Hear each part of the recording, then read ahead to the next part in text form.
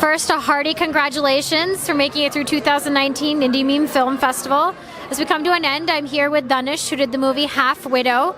This movie made us think, it made us cry, it made us really reflect on what's going on in Kashmir, and the audience had an incredibly positive reaction to it.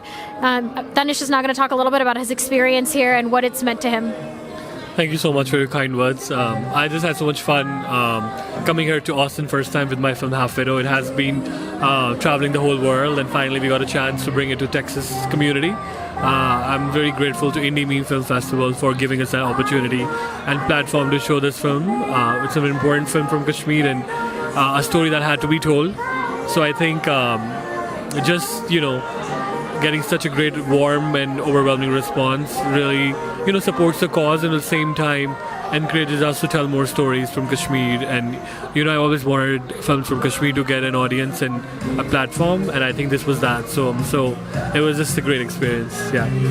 Well, we're so lucky that we got to screen your movie here and people got to see it. And thank you so much. We look forward to seeing your work in the future. Thank you so much. I look forward to. Thank you.